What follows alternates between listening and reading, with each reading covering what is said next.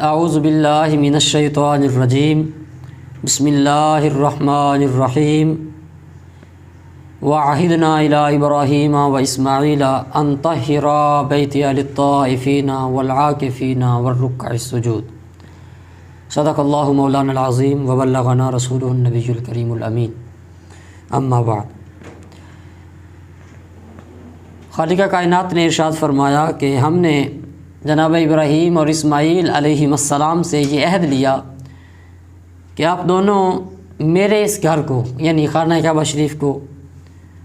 طاہرا پاک صاف رکھیے گا، صاف ستھرا رکھیے گا،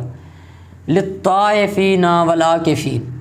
طواف کرنے والوں کے لیے اور اعتکاف کرنے والوں کے لیے، والرکع السجود، اور رکوع و سجود کرنے والوں کے لیے۔ تو قرآن پاک کی اس آیت سے یہ معلوم ہوتا ہے کہ اعتکاف ایک پرانی عبادت ہے کہ جو کہ زمانہ ابراہیم علیہ السلام میں بھی یہ موجود تھی، اور ابراہیم علیہ السلام اور اسماعیل علیہ السلام کو اس کے لیے انتظام و اہتمام کا حکم دیا گیا۔ حدیث پاک میں ہے عن عائشہ رضی اللہ تعالیٰ عنہ ان النبی صلی اللہ علیہ وآلہ وسلم کان یعتکف العشر الاواخر من رمضان حتی توفاہ اللہ۔ سید عائشہ رضی اللہ تعالیٰ عنہ فرماتی ہیں کہ رسول پاک صلی اللہ علیہ وآلہ وبارک وسلم رمضان شریف کے آخری عشرے میں اعتکاف فرمایا کرتے۔ کان یعتکف ماضی استمراری سے، حضور مسلسل یعنی ہر بار اعتکاف فرمایا کرتے، حتیٰ توفاہ اللہ، حتیٰ کہ نبی پاک صلی اللہ علیہ وسلم اس ظاہری دنیا سے پردہ فرما کے خالق حقیقی سے جا ملے۔ اگرچہ کچھ رمضانات ایسے بھی ہیں کہ جن میں حضور کا اعتکاف نہ ہونا بھی ثابت ہے، لیکن بلا عذر حضور نے کبھی اعتکاف ترک نہیں فرمایا۔ اعتکاف کا مطلب ہے رکنا، لفظ اعتکاف کا لفظی معنی رکنا، ٹھہرنا، کسی جگہ پہ قرار پکڑنا۔ جیسے قرآن پاک میں نا یعکفون علی اصنام لہم، کہ وہ کفار و مشرکین اپنے بتوں کے پاس پکے ہوئے پڑے تھے، ان کے بتوں کے ساتھ وہ جم چکے تھے، مکث جو ان کا وہاں پہ ٹھہراؤ ہے وہ پختہ ہو چکا تھا۔ اور اسی طرح ہے کہ وَأَنْتُمْ عَاكِفُونَ فِي الْمَسَاجِدِ، کہ اپنی ازواج کے پاس نہ جاؤ جب تم مساجد میں ٹھہرے ہوئے ہو، مساجد میں اعتکاف کر رہے ہو۔ تو یہ اعتکاف کا مطلب ہے ٹھہرنا، رکنا، قرار پکڑنا۔ اور شریعت میں عبادت کی نیت سے مسجد کے اندر رکنا اور ٹھہرنا، عبادت کی نیت سے، اور خاص اس نیت سے، ویسے تو نماز بھی ایک عبادت ہے اور اس کے لیے بھی ہم کچھ دیر کے لیے مسجد میں رکتے ہیں، لیکن ایک خاص عبادت کے لیے مسجد میں ٹھہرنے کو اعتکاف کہا جاتا ہے۔ اعتکاف تین طرح کا ہوتا ہے۔ ایک ہے اعتکاف فرض، اور یہ ہے نظر کا اعتکاف۔ کسی بندے نے منت مانی ہوئی تھی کہ اللہ کرے میرا یہ کام ایسے ہو جائے تو پھر میں اتنے دنوں کے لیے اعتکاف بیٹھوں گا، تو یہ منت مان کے اعتکاف بیٹھنا یہ فرض ہے، اور اس کی کم از کم مدت 1 دن اور 1 رات ہے۔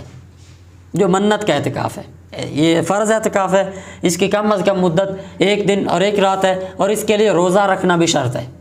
روزے کے بغیر یہ اعتکاف درست نہیں۔ دوسرے نمبر پہ ہے سنت اعتکاف، اور یہی رمضان شریف کے آخری عشرے کا، جو کہ 20 رمضان المبارک کو عصر کے بعد سے شروع ہوتا ہے اور عید کا چاند دیکھنے تک رہتا ہے۔ جب عید کا چاند نظر آ جاتا ہے تو پھر یہ اعتکاف مکمل ہو جاتا ہے۔ اور اب یہ کہنے کی ضرورت نہیں ہے کہ اس میں روزے کا کیا حکم ہے، کیونکہ یہ رمضان کا اعتکاف ہے اور رمضان کے روزے تو فرض ہیں، اس لیے یہاں پہ اعتکاف جو سنت ہے اس میں روزے، چونکہ رمضان ہے تو روزے ویسے ہی فرض ہیں۔ اور اس میں مردوں کے لیے مسجد میں اعتکاف بیٹھنا سنت ہے، اور مسجد بھی وہ ہو کہ جہاں کم از کم 5 گانہ نماز بجماعت ہوتی ہو۔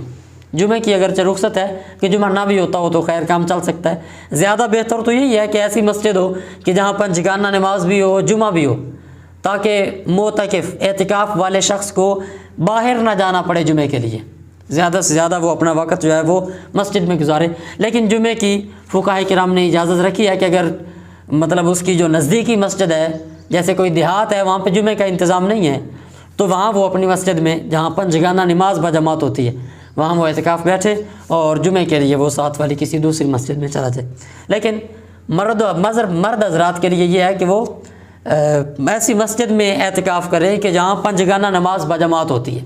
مسجد میں، اور جو خواتین ہیں وہ اپنے گھر میں اعتکاف کریں، ان کے لیے مسجد میں اعتکاف کی اجازت نہیں ہے، وہ اپنے گھر میں کوئی جگہ پاک صاف کر کے رکھیں، یا جیسے عورتوں نے اپنے نماز وغیرہ کے لیے کوئی گھر میں ایک جگہ مخصوص کی ہوتی ہے جہاں بچوں کو نہیں جانے دیتی ہیں، یا کوئی گندگی وہاں پہ نہیں، اس جگہ کو خصوصی اہتمام کے ساتھ پاک صاف رکھا جاتا ہے جہاں وہ اپنی نماز وغیرہ کا انتظام کرتی ہیں، اور جسے مسجد خانہ بھی کہا جاتا ہے، تو وہ اپنی اس جگہ پہ، یا اگر ایسی نہیں ہے تو وہ مختص کر لے کوئی جگہ اور وہ اپنے گھر میں اعتکاف کرے۔ خواتین کے لیے مسجد میں آنے کی اجازت نہیں ہے، اور مرد حضرات کے لیے مسجد میں ہی اعتکاف بیٹھنا سنت ہے، وہ مسجد کے علاوہ مرد حضرات گھر نہیں بیٹھ سکتے اور خواتین مساجد میں نہیں بیٹھ سکتی۔ اور تیسرے نمبر پہ اعتکاف جو ہے وہ نفل اعتکاف ہے، مندوب و مستحب اعتکاف ہے۔ وہ یہ ہے کہ جب بھی آپ مسجد میں آئیں تو مسجد میں داخل ہوتے وقت آپ نیت کر لیں کہ جب تک میں مسجد میں ہوں تب تک میں اعتکاف کی نیت کرتا ہوں، تو اس سے جب تک آپ مسجد میں رہیں گے تب تک اللہ تعالیٰ آپ کو یہ اعتکاف کا ثواب عطا فرمائے گا۔ تو یہ اعتکاف کے متعلقہ ابتدائی باتیں تھیں۔ اب سیدہ فرماتی ہیں کہ رسول پاک صلی اللہ علیہ وسلم نے ہمیشہ رمضان المبارک کے آخری عشرے میں اعتکاف فرمایا، حتیٰ کہ آپ اللہ تعالیٰ سے جا ملے۔ تو کانا یعتکف، حضور علی سبیل الاستمرار ہمیشہ اعتکاف فرماتے رہے۔ اس جملے سے یہ معلوم ہوتا ہے کہ اعتکاف بیٹھنا سنت مؤکدہ ہے، حضور نے اس پہ تاکید فرمائی ہے، ہمیشگی اختیار فرمائی ہے۔ اسی وجہ سے احناف کے نزدیک رمضان المبارک کے آخری عشرے کا اعتکاف سنت مؤکدہ ہے، لیکن چونکہ ایسی احادیث بھی موجود ہیں کہ جن میں حضور کا چند ایک رمضان میں اعتکاف نہ بیٹھنا بھی ثابت ہے، تو اس وجہ سے سنت مؤکدہ کے ساتھ علی الکفایہ کا لفظ بھی ہم بولتے ہیں کہ رمضان المبارک کے آخری عشرے میں اعتکاف بیٹھنا سنت مؤکدہ علی الکفایہ ہے۔ علی الکفایہ کا مطلب یہ ہے کہ اگر کوئی بھی نہ بیٹھے، پوری بستی، پورے محلے یا پورے گاؤں میں سے کوئی بھی نہ بیٹھے تو سب گناہ گار ہوں گے، اور اگر چند حضرات بیٹھ جائیں تو پھر سب کی طرف سے وہ فرض ادا ہو جائے گا۔ یہ مطلب ہے سنت مؤکدہ علی الکفایہ کا۔ تو یہ رسول پاک صلی اللہ علیہ وسلم ہمیشہ اعتکاف فرمایا کرتے۔ دوسری حدیث پاک کہ اب ہم اعتکاف تو بیٹھ گئے، تو اب ہم کیا کیا کر سکتے ہیں مسجد میں، کیا ہمارے لیے جو ہے وہ آداب ہیں، کیا احکامات ہیں، مسجد سے باہر جا سکتے ہیں یا نہیں جا سکتے۔ تو اس حوالے سے سیدہ عائشہ رضی اللہ تعالیٰ عنہا سے مروی ہی ایک حدیث پاک ہے، فرماتی ہیں السنۃ علی المعتکف، جو بندہ اعتکاف بیٹھا ہے اس کے لیے سنت طریقہ کار یہ ہے اللہ یعود مریضا، وہ کسی مریض کی عیادت کے لیے بھی باہر نہیں جائے گا، مریض کی یا کسی کی بیمار پرسی کرنے کے لیے، کسی بیمار کو پوچھنے کے لیے نہیں باہر جائے گا۔ ولا یشہد جنازۃ، اور وہ جنازے میں بھی شریک نہیں ہوگا۔ ولا یمس المرأۃ ولا یباشرها، اور وہ عورت کو چھوئے گا بھی نہیں، مباشرت بھی نہیں کرے گا۔ ولا یخرج لحاجۃ، کسی بھی کام کے لیے وہ مسجد سے باہر نہیں نکلے گا، الا ما لا بد منہ، ہاں سوائے ان کاموں کے جو ضروری ہیں، کہ جن کے بغیر گزارا نہیں ہے اور مسجد میں رہتے ہوئے وہ کام ہو نہیں سکتے۔ تو موٹے لفظوں میں یہ 4 کام ہیں کہ جو لا بد منہ کے زمرے میں آتے ہیں، یعنی وہ ایک بندے کے لیے ضروری بھی ہیں اور وہ مسجد میں بھی نہیں ہو سکتے۔ ایک تو بول و براز ہے کہ یہ ضروری ہیں، ان کے بغیر چارہ کار نہیں ہے اور یہ مسجد میں بھی نہیں ہو سکتے۔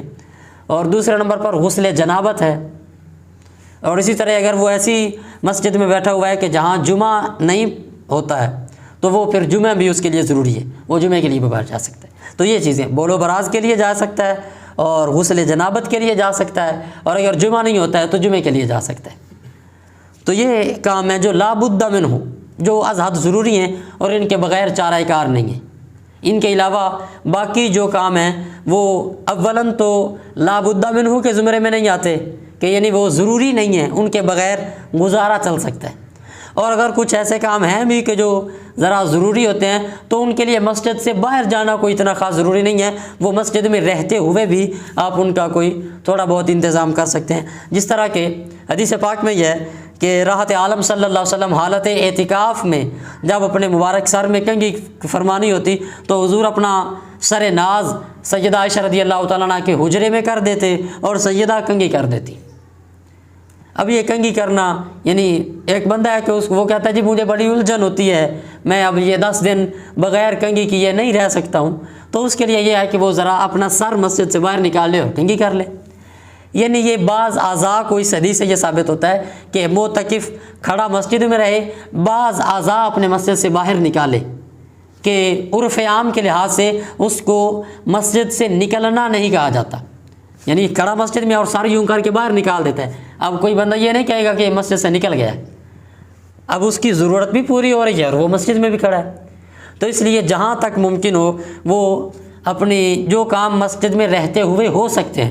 مسجد کا تقدس بھی پامال نہ ہو، یعنی جیسے اب کنگھی کرنی تھی تو ظاہر بال گریں گے اور میل کچیل بھی ہو سکتا ہے گرے، تو یہ مسجد کے تقدس کے خلاف ہے، تو وہ سر باہر نکال دیں۔ تو جہاں تک ممکن ہو سکے وہ مسجد سے نہ نکلے۔ لا بد منہ، جو از حد ضروری ہیں اور جو مسجد میں نہیں ہو سکتے، وہ بول و براز اور وہ غسل جنابت وغیرہ ان کے لیے نکل سکتا ہے، ان کے علاوہ اس کو مسجد سے نکلنے کی اجازت نہیں ہے۔ ولا اعتکاف الا بصوم، اور روزے کے بغیر اعتکاف نہیں ہوتا ہے کہ بندہ اعتکاف بیٹھ جائے اور روزے نہ رکھے۔ یہ سجدہ فرماتی ہیں کہ روزے کے بغیر اعتکاف نہیں ہے۔ ولا اعتکاف الا فی مسجد جامع، اور اعتکاف صرف مسجد جامع میں ہوتا ہے، یعنی ایسی مسجد جہاں جماعت قائم ہوتی ہے 5 گانہ نماز کی، تو وہیں پر اعتکاف ہوتا ہے۔ تو یہ اعتکاف کے وہ ضروری مسائل ہیں۔ اب یہ بیمار کی عیادت کے لیے نہیں جا سکتے، جنازے میں نہیں جا سکتے، ہمارے موجودہ جو معاملات اور مسائل ہیں ان میں سے ایک موبائل ہے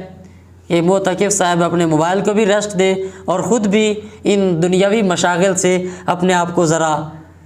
فارغ کرے اور اپنی دل کا تعلق بھی اللہ تعالیٰ کے ساتھ، اپنی لو اللہ کے ساتھ لگا کے رکھے، اپنے موبائل کو بھی گھر رکھ کے آئیے۔ اور اسی طرح جو ہمارے دوست احباب ہیں کہ جن کے ساتھ ہمارا یارانہ ذرا کلوز قسم کا ہے، اور وہ پھر مسجد میں آ کے باتیں اور یہ وہ معاملات، ان چیزوں سے بھی گریز کرنا چاہیے، کیونکہ وہ معتکف سب کچھ چھوڑ چھاڑ کے صرف اللہ کے لیے مسجد میں بیٹھا ہے، تو وہ اس کو اپنے اس ہدف اور ٹارگٹ کو اپنے سامنے رکھنا چاہیے کہ میں مسجد میں کیوں آیا بیٹھا ہوں، دنیا داری معاملات بہن بھائی یہ سب چھوڑ دیے ہیں اللہ کے لیے۔ تو اس لیے اگر چھوڑ کے مسجد میں آ ہی گئے ہو تو 10 دن کے لیے ان کو ذرا فی امان اللہ کہہ کے آئیے، اور جب تک آپ مسجد میں ہیں تب تک ان چیزوں سے بھی گریز کریے۔ اور آخری بات حضرت ابن عباس رضی اللہ تعالیٰ عنہما سے مروی ہے، فرماتے ہیں کہ ان رسول اللہ صلی اللہ علیہ وسلم قال فی المعتکف، حضور نے معتکف کے متعلق فرمایا، ہوا یا تاکف الذنوب، کہ یہ جو مسجد میں بیٹھا ہے معتکف اعتکاف کرنے والا شخص، یہ اپنے آپ کو گناہوں سے بچائے بیٹھا ہے۔ اگر یہ اعتکاف نہ بیٹھتا باہر ہوتا تو یہ مطلب جتنا بھی گناہوں سے بچنے کی کوشش کرتا لا محلہ کچھ نہ کچھ اس سے ہو جاتا، لیکن مسجد میں بیٹھا ہے تو وہ زیادہ انتظام ہے بچنے کا۔ یا تاکف الذنوب، یہ گناہوں سے بچ کے بیٹھا ہے۔ وَيُجْزَى لَهُ مِنَ الْحَسَنَاتِ كَعَامِلِ الْحَسَنَاتِ كُلِّهَا، اور یہ جو پچھلی حدیث میں ہم نے کہا کہ وہ جنازے پہ بھی نہ جائے، مریض کو پوچھنے بھی نہ جائے، تو یہ تو عبادت ہے، جنازے پہ جانا، مریض کو پوچھنے جانا، اور یہ ایک مسلمان کا حق ہے،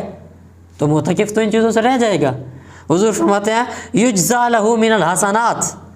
کعامل الحسنات کلیہا، یہ جو اللہ کی رضا کے لیے یہ والے نیکیاں چھوڑ کے بیٹھا ہے، اللہ کی رضا کے لیے یہ اعتکاف کر رہا ہے اور اس وجہ سے یہ جنازے میں نہیں جا رہا ہے اور مریض کی عیادت کے لیے نہیں جا رہا ہے، حضور فرماتے ہیں کہ اس کو ان ساری نیکیوں کا بالکل ویسے ہی اجر ملے گا کہ جیسا یہ ساری نیکیاں کرنے والے کو اجر ملتا ہے۔ اس لیے معتکف یہ نہ سمجھے کہ میں ان نیکیوں سے پیچھے رہ گیا ہوں، وہ بیٹھا مسجد میں ہے لیکن ثواب اس کو جنازہ پڑھنے والوں جیسا مل رہا ہے اور عیادت کرنے والوں جیسا ثواب اس کو مسجد میں بیٹھے مل رہا ہے، کیونکہ وہ جو جنازے سے پیچھے رہا ہے اور عیادت سے پیچھے رہا ہے وہ اللہ کی رضا کے لیے رہا ہے، اس لیے اللہ تعالیٰ یہ کام کیے بغیر اس کو ثواب عطا فرما دیتا ہے۔ اس لیے وہ احساس کمتری کا بھی شکار نہ ہو اور اپنے ذہن کو ان وسوسوں سے بھی بچائے رکھے کہ ہو سکتا ہے کہ وہ یہ نہ سمجھے کہ پتہ نہیں مجھے تو یہ ثواب ہی نہیں مل رہا ہے۔ حضور فرماتے ہیں کہ جو نیکیاں وہ اپنی عام روٹین میں کیا کرتا تھا حقوق العباد کے حوالے سے، اب جب وہ اعتکاف بیٹھا ہے اور ان معاملات میں وہ شریک نہیں ہو سکتا، حضور فرماتے ہیں وہ یہ نہ سمجھے کہ اس کا وہ ثواب رک گیا ہے۔ حضور فرماتے ہیں جب تک وہ اللہ کی رضا کے لیے اعتکاف بیٹھا ہے تب تک وہ گناہوں سے بھی بچا رہے گا اور جو عام روٹین کی اس کی نیکیاں تھیں ان کا بھی اس کو ثواب ملتا رہے گا۔